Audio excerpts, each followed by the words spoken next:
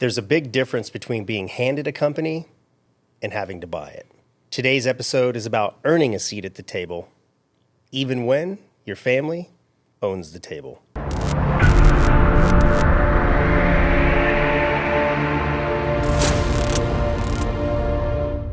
She didn't inherit the company. She bet on herself, and she bought it. Ladies and gentlemen, Jackie Sorensen. Thank you. I appreciate you joining me. Thank you. So, I appreciate being here. Yeah, I'm sorry the weather couldn't be better for you. Yeah, Not what I thought was going to be the Texas weather here. No, not at all, not at all, not at all. So you've been in the business for a long time, right? You said around 18 years? Yep, 18 years in May. And I know it's not appropriate to ask, but how old are you? I'm 37. Okay, so quite a long time. You've seen a lot change in the industry, right? Yeah. I started in the '08 crash. So, So that's when I started my first company.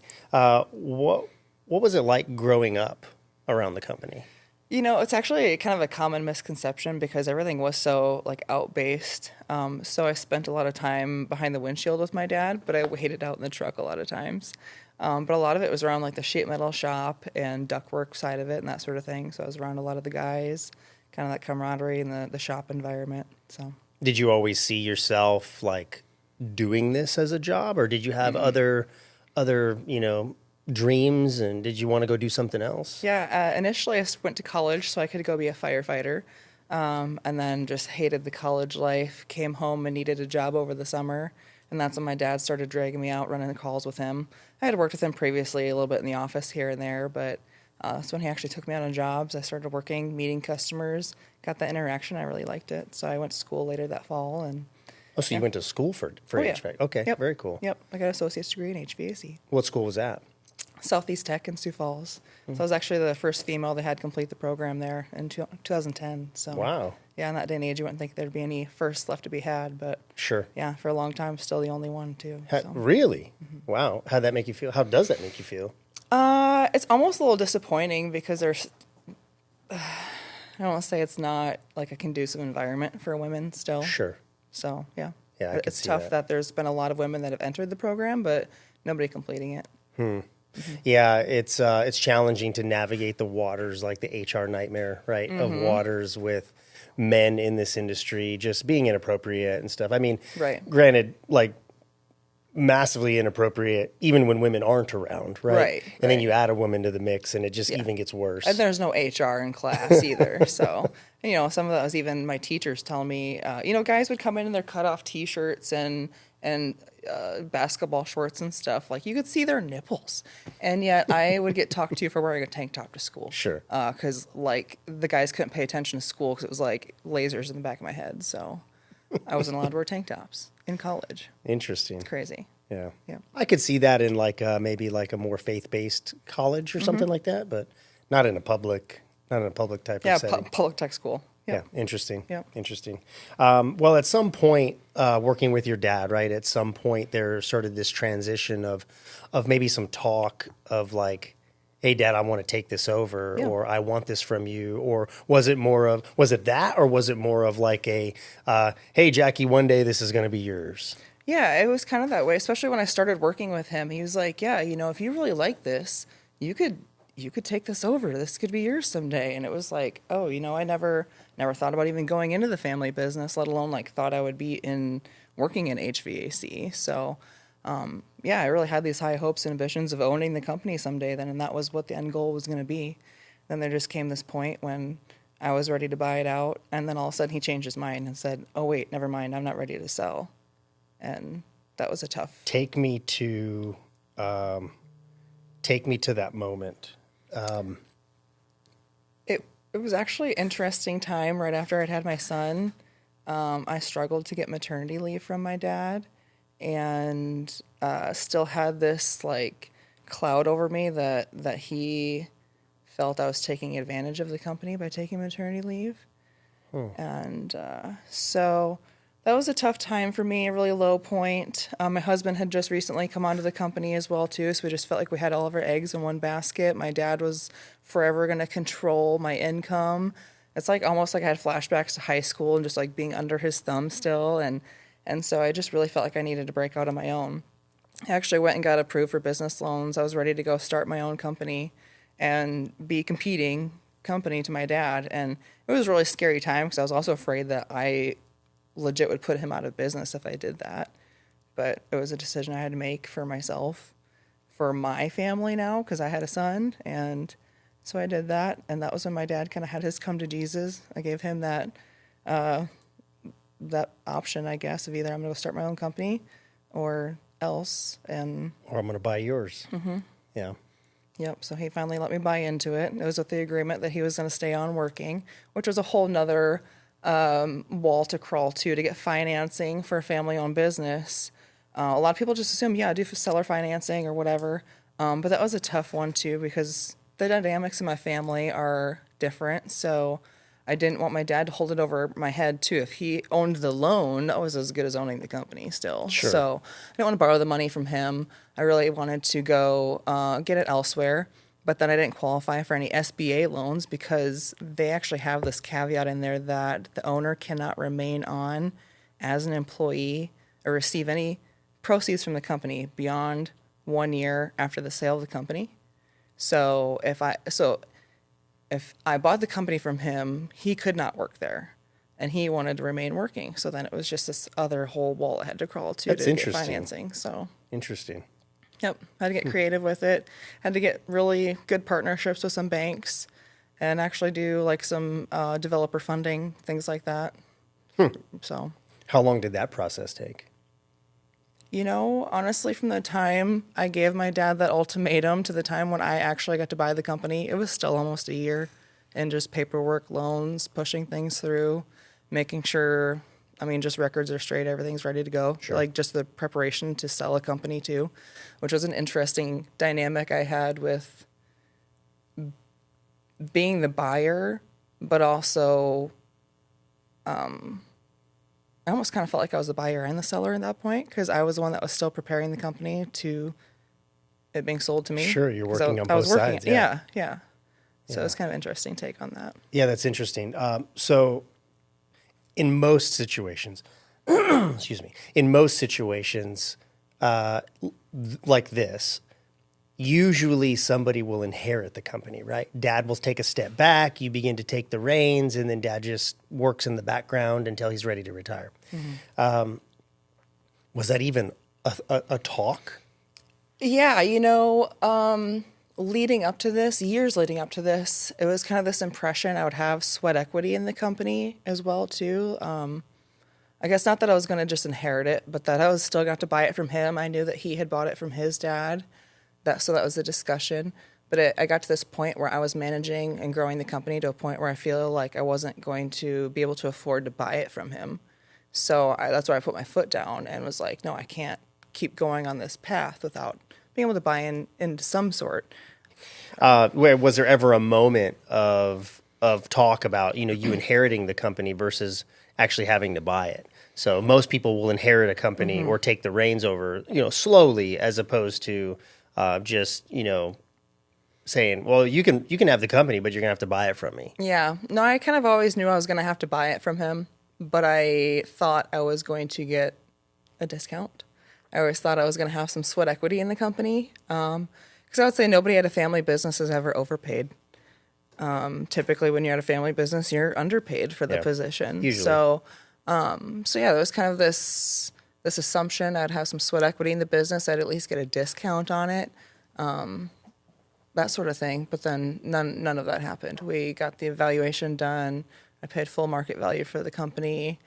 Sometime later, I discovered this other family business association that was transformational for me, which I'd found it years ago. But even learning from them that even when there is that purchase of a company, that usually there'll be like a 20% family discount. Didn't even get a discount on the company. I paid full market value for my family business. Wow. Mm-hmm. Well, there's a level of there can be a sense of pride in that too, right? Oh, like, again, this wasn't given to me. I earned this, right? Right. And that could also be, the clap back to anybody going, oh, well, she's just, family owned company. Oh yeah, of course she went from technician to owner. Her family owns a company. Yeah. But they don't really see what happens behind. And that's why I find your story so interesting, right? Because you have this dynamic that most people don't get to fall into when you're taking over a family company. So take me to the moment when you decided, hey, I'm not just working here. Like, I'm buying this thing. Right. What did that feel like? I mean, it was really a time when I had to, well, are you talking like leading up to the... Yeah, like obviously you're working, you start having these talks, right? And then all of a sudden, and then you had this, like, your dad talked about doing this and then he, rescinded, right? Yeah, Right? And right. then now all of a sudden I can imagine like how that feels. Right. I really like- went through a point where I felt like I was divorcing my family. I even had like an aunt call me, tell me, no, you just need to stop. You need to just, do what your dad says and blah, blah, blah, because it's a family company. And I'm just like, no, you don't understand how much. I also felt like, and this is no jab to my dad, but I kind of felt like he was going to run it into the ground too. He was running us into the ground. We were, I just felt like I was wearing the owner hat, getting the burnout without ever getting those benefits. Sure. So, Yeah, and why do that if Yeah. you're not going to get the benefit of owning the company, right? So, yeah. I mean, there's definitely headaches that come with running a company. Yeah, absolutely. But there's also a lot of good things that come with owning a Yeah. company. And we're a small company. For the first 10 years of my career, it was just my dad and I at the company. So, I mean, sounds great and all, but the on-call rotation is insane. I spent basically 10 years being on-call 24/7.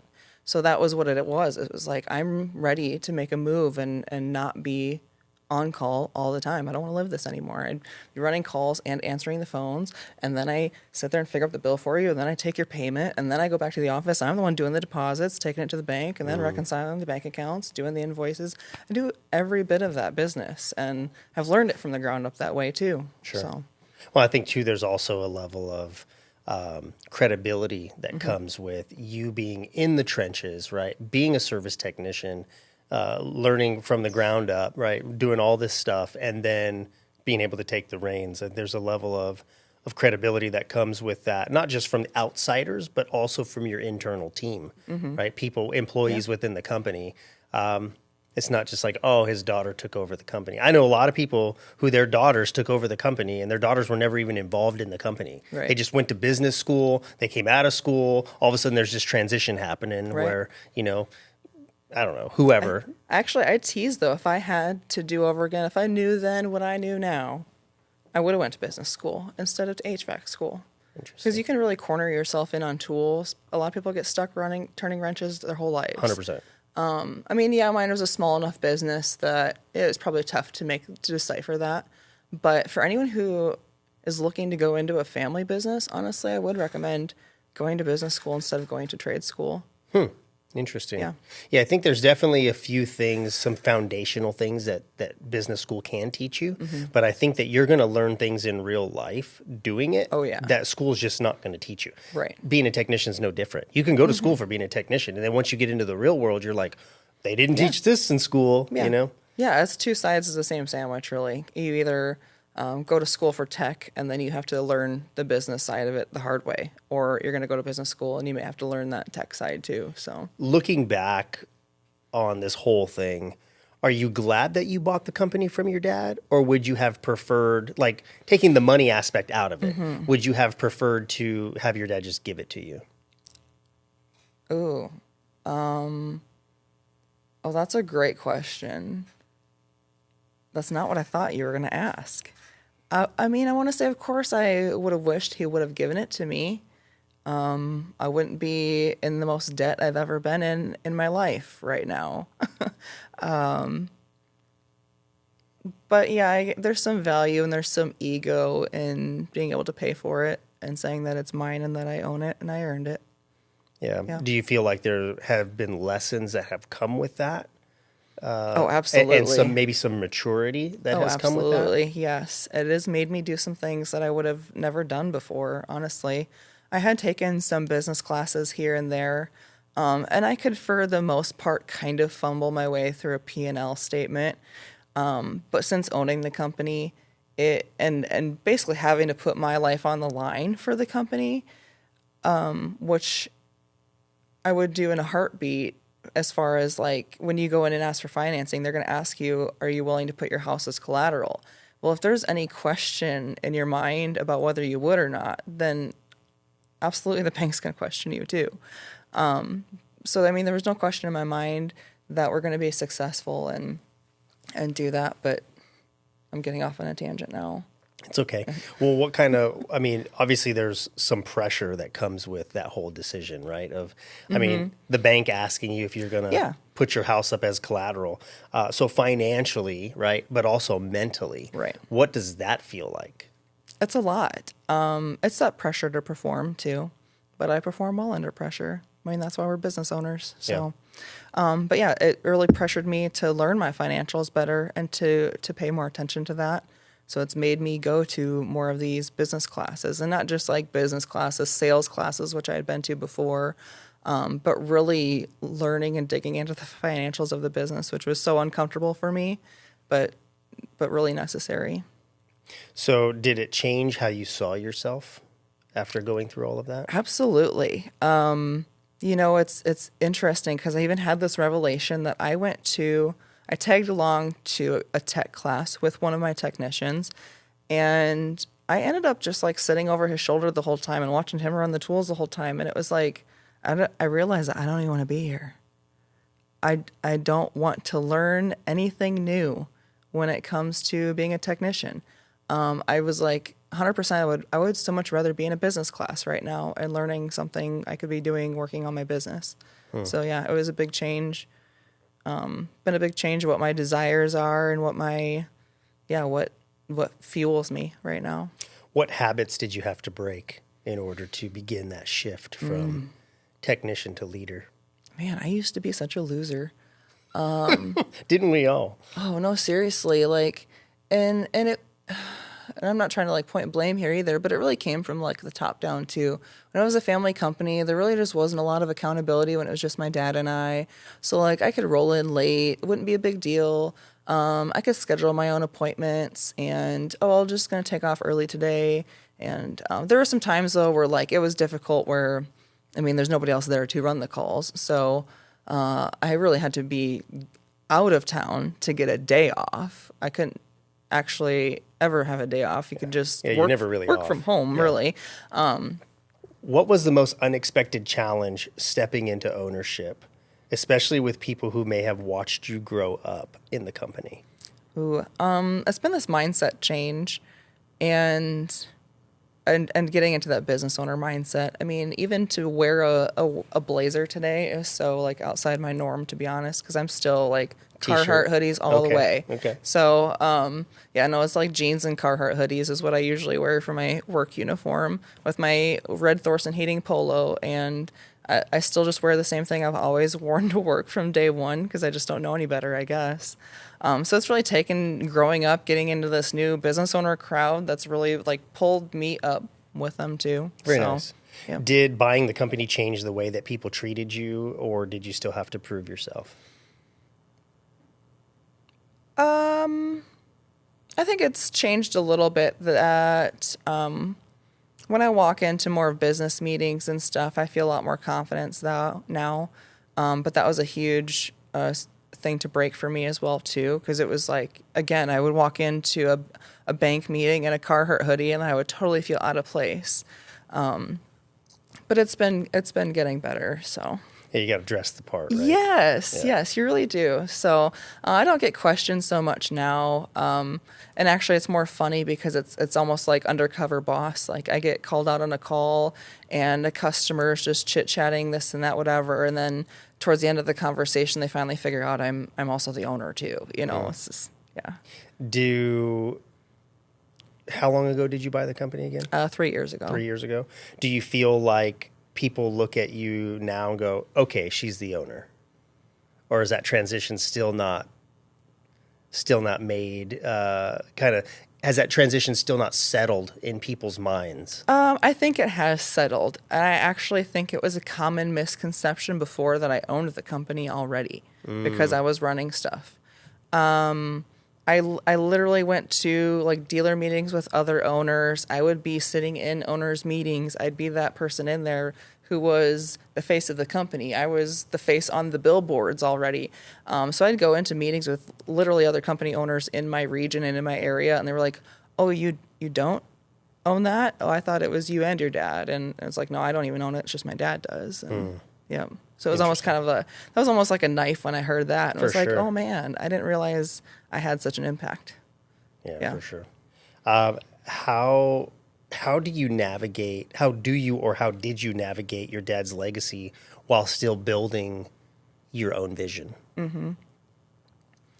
It's been kind of difficult, honestly, because especially after the takeover transition, my dad started having some health issues and stuff too. So he actually had to, shortly after, transition into retirement. So that was kind of a difficult discussion to have, to actually work him off of payroll. It was hard for me, and I know even harder for them. My mom was still employed by the company too, and that'll be another transition as well too, to work her into like part-time and that sort of thing. So. Right. I always say in this industry, like, just because things have always been done the way that they've been done doesn't mean that you should continue to do them that way, right? Yeah. Like, a lot of the old guard in the industry is very much like, well, we've been doing this for 50 years, It's like, that doesn't mean that you should continue to do it that way. Right. So my question to you is, was there a moment where you had to make a decision that went against the way that things used to be? Yeah. And actually, this was a story I want to tell, just leading off what you were just saying too, because there was a time I went into, it was actually an EOS meeting, and I brought my mom with because she's my sidekick and she's part of my leadership of the company. Although we're small, we're mighty. And there was a moment in the meeting where she actually just got up and walked out. And I was so embarrassed by that, but I look back at that and think that was like the greatest gift ever. It was this realization when we're talking about the vision of the company, what the goals are, and I was like, no, these are what my goals are, and she just totally disagreed. And it was that realization that like her vision for the company was not the same as my vision for the company, and it was just like this huge clash. She got up, walked out, and it was that realization that I'm really going to fight for what I want, even at this table too. So, well, it's like, Mom, I love you, but this is my company. Right. Yeah. And I have my husband working with me too. So there's days too where we disagree on things. He's my primary installer. So it's even tough when he wants some expensive tool requests and things like that. And it's like this debate at the dinner table to justify a purchase at work. Yeah. So, yeah. And of course, he's married to the owner. He should get it, right? Yeah, that's right. his mindset. Yeah, he really wants a trailer right now. Well, trailers are not a bad thing, but Yeah. how do you separate family dynamics from business decisions? That's actually really difficult to do, and I feel like it's almost impossible in a family business. It's another one of those things that people just don't realize plays such a role into everything.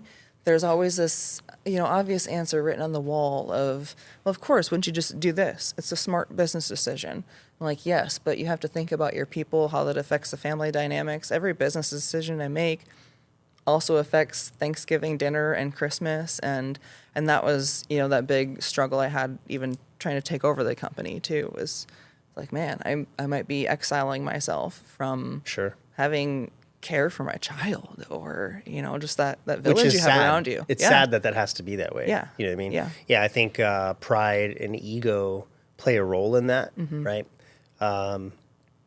It's people are people. I always say people be peopling, right? And there's many walks of life, and people just, a lot of times people are just stuck in their ways, and they don't want to accommodate new things, right? Yeah, they don't want to adapt. Some people don't have that ability to self-reflect as well. Yeah.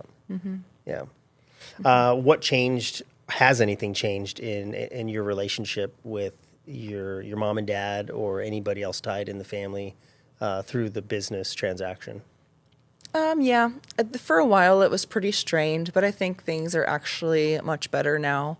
My dad's really taken into his retirement well, and actually, it's kind of a relief he's been able to take time to get his knees replaced. Like his initial reason why he left work was for his wrists and stuff. He wasn't able to do anything, so I felt really guilty too about that. You know, being a business owner, kind of wanting to retire. My dad not wanting to retire, but then this health thing happening.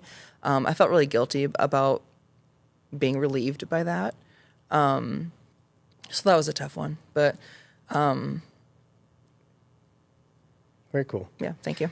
Well, how do you stay grounded in your technician roots while taking on this new role of leadership and owner? Or do you at all? You know, I am still grounded in my technician roots because I still drive a work truck with tools in it. I am in the office more nowadays than I ever used to be. So there's always that talk of, do I really need to have this whole like truck stock and everything just for me? Probably not. But there are days where when we're slow or when we're really busy, when I'm slow, that I'll just go out, help run jobs. Guys still call in for tech support, need an extra hand here and there, that I'm the one that goes out. So Obviously, customers by now recognize that, hey, there's this woman who's showing up to fix my air conditioner, right? Yeah, I have that following where a lot of times I still just go out because I'm requested. So, yep. Yeah. So I think, as you begin to make that transition, sometimes that tough conversation with clients has to be, she goes, I really want Jackie, right? And you go, unfortunately, Jackie doesn't run calls anymore. Yes. Right. I think there has to, at some point, that has to happen. Tough. Unless you, as the owner, just go, well, I enjoy running calls, so I'm going to continue to do it. Yeah. We're kind of in that transition period now that people will show up or I'll have my technicians show up and they're like, oh, but where's Jackie? And they're like, well, she's, she bought it, so she's not running the calls anymore. And I think customers are kind of accepting that, but they also realize now that they have to specifically request me to get me. There will be a point though where they'll get probably turned away. But honestly, it's been sad for me too, because there's a lot of my customers. I mean, I've joked about this for years that there's some customers I know better than my family members because I see them, routinely, twice a year. So that's more than some of my aunts and cousins and everybody. But so when I see an obituary come across or even just one of my technicians being like, oh, hey, so-and-so said hi, and they're, asked how you're doing. And it's just like, oh, that's really nice that they still think of me, still care about me. Those are real relationships that we built. For sure. Yeah. For sure. Yeah, it's interesting to have, to think about like, what it takes to actually shift from technician to owner, right? And being able to let things go. And I think you have to really look at it from a value standpoint, right? Where do you, as the owner, bring the most value to your company, right? Yes. Is it being a technician in a truck, right? Because you're a better technician than you are an owner, and so you let somebody else do the managing? Or are you better managing and then letting somebody else go and run all the calls, right? Like you have to really take a step back and say, I have to make an executive decision here. Right. Which one is the right one? And obviously nobody else can answer that but you. Right. My husband and I disagree on that because he thinks I should still be out in a truck running calls, and I'm the people person. So Sure. Yep. Well, obviously you were good at as a technician, right? Well, can you duplicate that into somebody else? I think I can be great at managing more technicians. So then there's your answer, right? Yep. I think it'd be cool for you to bring on. Do you have any other women working as technicians? I do. Yes. I think it'd be cool for you to bring on more women, right? That's my goal. Yeah. Yep. Absolutely. I just embrace that and obviously encourage and empower more women in the trades. And I would love it if they came and worked for me. Yes. That'd be cool. Yeah, because that's also my struggle too. As I transition out of that position, I think that's something our company's been known for, is having, that niche in our industry has been having a female technician. It's a surprisingly, like I said, niche thing that people will request to have a woman there because it's a woman who's usually in the home. 60% of the 60% of homeowners are women. They're usually the decision makers. And not even to take into account like the people who are victims of SA and things like that they just don't want a man in their home, especially when they're home alone. So, so it's a really big thing that's rising, becoming popular.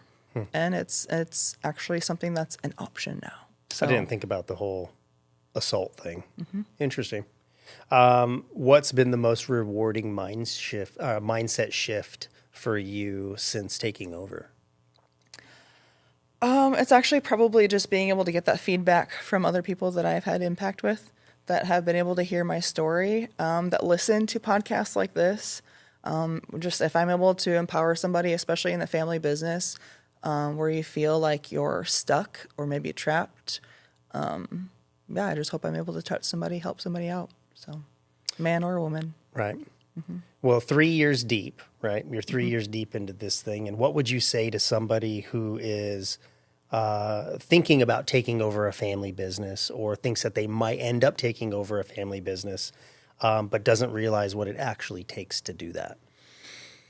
You just have to start and do it anyway. I didn't really know either, but you figure it out as you go. And you have to assemble your team. You kind of got to have your team of A players that are on your side. As you become a business owner, you realize that you got to have a mentor on your team. You got to have an attorney, an accountant, your typical people that you'd have to consult with too. But get a mastermind group of other like-minded business owners. They don't even have to be in the same industry as you, but just get somebody that you can go out to coffee with. There's a lot of networking connection groups you can go to. One of my favorites in our area is the Moms group. It's Business Owner Moms. And I love going to that one because a lot of people just don't talk about being a mom and having to work and run these businesses. So, yeah. Interesting. Yeah, I guess there's a lot of, I built a company here locally through a networking group, and people underestimate the value of networking. Oh, absolutely. And, whether that be going to mixers or going to just other events and stuff like that, you are one person away from grossly changing your life for the better, right? Oh, absolutely. Just because meeting the right person can connect a couple dots, and next thing you know, you landed this massive contract or whatever, right? It could open a door. It could be your next best friend. You never know. You just never know. Yeah. Yeah. So, don't be so closed off, right? To I don't need any new friends in my life just and this and that. Open to opportunity. Yeah, for sure. For sure. Is there anything that you would want to leave the audience with, a bit of advice, whether it be ownership, technician, school, being a female in the industry, anything like that? Just go for it. Yeah. I mean, definitely diversify your skill set too. And always remember that, what got you here is not going to get you there. That was a life-changing quote for me when I realized that being a technician was not the end-all for me. Very cool. Well, I appreciate you meeting me here. Sorry the weather couldn't be better, but I had a good time. I appreciate it. Thank you. Thank you. Legacy isn't something you're given. It's something that you prove that you're worthy of. And sometimes that means betting on yourself, even when it costs you.